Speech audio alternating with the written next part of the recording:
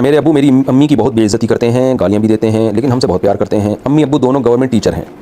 میری امی یہ سب کچھ برداشت کر رہی ہیں، لیکن میں جب ان کو اس طرح سے بے عزت ہوتا ہوا دیکھتی ہوں تو مجھے اپنے پاپا سے نفرت ہوتی ہے۔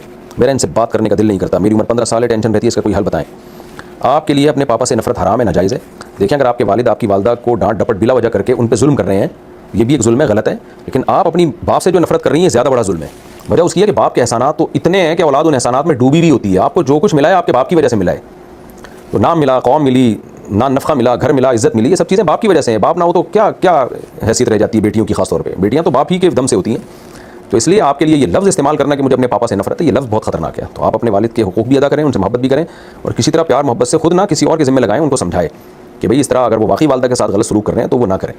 تو آپ کی امی لڑیں نا پھر بھی کچھ سمجھ میں آتا ہے، تو آپ کے لیے یہ بالکل سوٹیبل نہیں ہے۔ تو آپ کی امی کو چاہیے نا کہ وہ پاپا سے بولیں کہ واٹ آر یو ڈوئنگ، کیا کر رہے ہو میرے ساتھ، مجھے کیوں بے عزت کر رہے ہو، تو یا کوئی اور بڑا خاندان کا بڑا بات کریں۔